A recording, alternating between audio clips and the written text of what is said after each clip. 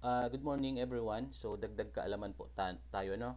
So we will try to discuss the distinction between preliminary investigation and inquest proceeding. So marami po kasi nga medyo nalilito sa pagkakaiba po ng preliminary investigation and inquest proceeding. And of course, we will also discuss ano ba yung purpose po ng dalawang ito. Parehas lang siya investigation. So umpisahan natin sa preliminary investigation. Again, ang preliminary investigation po is a formal inquiry or formal investigation conducted by the prosecution office. Bakit po sinabing formal? Kasi po ito ay matagal. Umaabot po yan ng 60 days. And also pwede pang humingi ng another 30 days kapag kulang yung 60 days na pag-conduct ng investigation. So magbibigay tayo ng halimbawa. So yung preliminary investigation, ginagawa po yan kapag po yung suspect is at large, meaning to say wala po siya sa custody ng law enforcement natin. So magbigay tayo ng halimbawa. So ganito, halimbawa, si Laila allegedly nabiktima ng rape. And then yung suspect, so wala siya sa custody ng police, meaning to say nakatakas siya or tumakas. So si Laila by regular filing, pupunta po si Laila sa police. Magpa-file siya ng complaint. So yung law enforcement natin, gagawa sila ng report. Gagawa sila ng report to be submitted sa prosecution office. And then, since yung rape ay may penalty na reclusion perpetua, yung kaso na isinampa ni Laila is required po na mag-conduct ng preliminary investigation. Kasi according to the law, required po yung pag-conduct ng preliminary investigation to the cases that has a penalty of at least 4 years, 2 months, and 1 day. Meaning to say po, kapag ang kaso may penalty of imprisonment na at least 4 years, 2 months, and 1 day, so required po na mag-conduct ng preliminary investigation. When we say preliminary investigation, it is a thorough or formal investigation conducted by the prosecutor. Ano ang purpose? To establish or to identify whether or not the complaint has a probable cause. Titignan ng prosecution kung may probable cause po ang reklamo.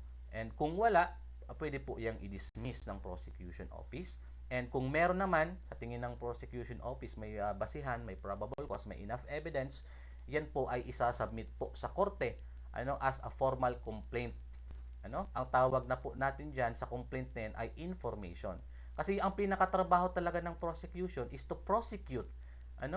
To prosecute the accused, or the criminal offender. Pag sinabi pong to prosecute sa Tagalog, tawag dito, usigin. uh, ang sa Tagalog, ang ibig sabihin ng prosecute ay usigin. Magsampa ng formal na reklamo. Yan po ang trabaho ng prosecution office or yung ng prosecutor. So kapag po yung formal complaint ay naisampa na sa korte, the court will also identify if the information submitted by the prosecution has a probable cause. Kung wala, sa tingin ng korte, mayo pong probable cause or wala pong probable cause, yung kaso po will be dismissed by the court. Okay? Kung meron naman po sa tingin ng korte, merong pong probable cause, that is the time that the court will now issue a warrant of arrest. And the warrant of arrest will be issued to the arresting officer, para maaresto po or mahuli yung suspect po na yun na nang rape po kay Laila. So ganun po ang preliminary investigation. So ano naman po ang inquest? So kung yung inquest, yung preliminary investigation po kanina ay yung suspect po is at large, or malaya po yung suspect.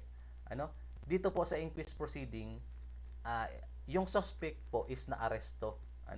Naaresto siya without valid warrant of arrest. Pwede po ba yon? Yes, pwede.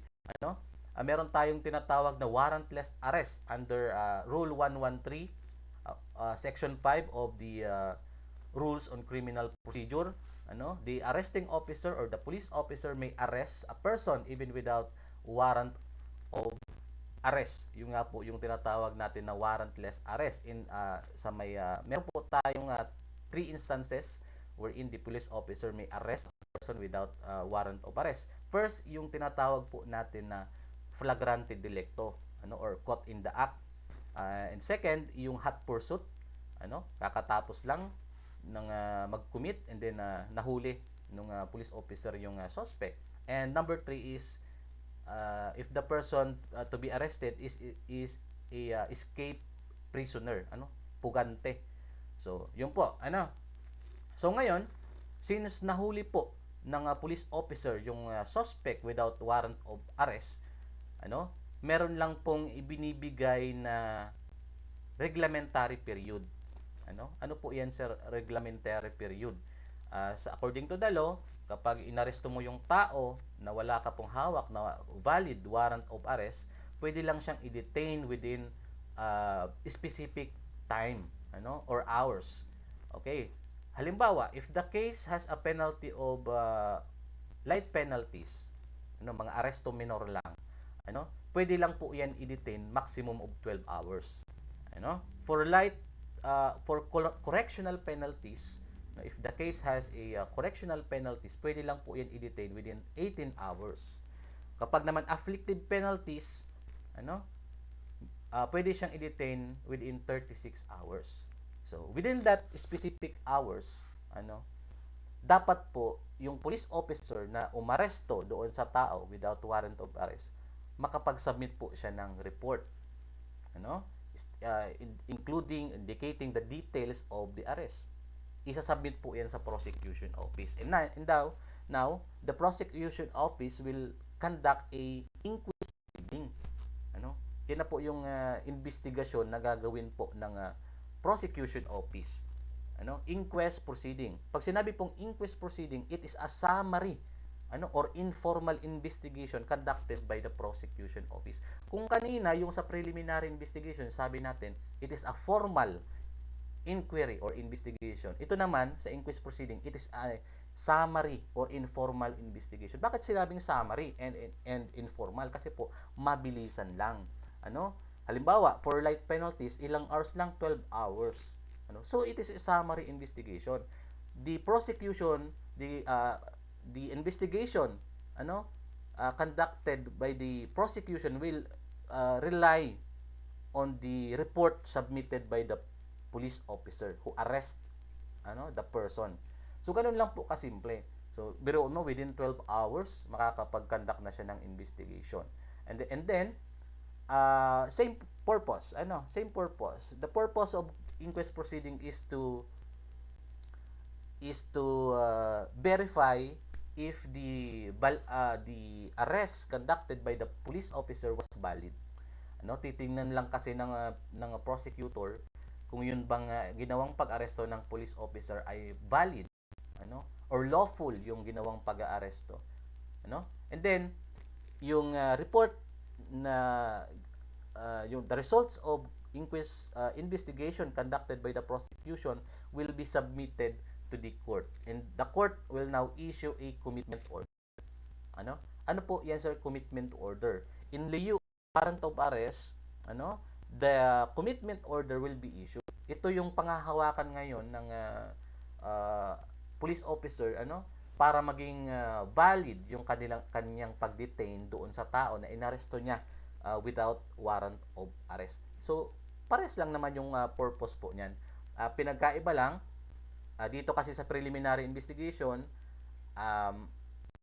yung suspect. So, para mahuli yan, kailangan ma-establish yung probable cause ng complaint and then makapag-issue ng warrant of arrest para ma-aresto, mahuli yung suspect.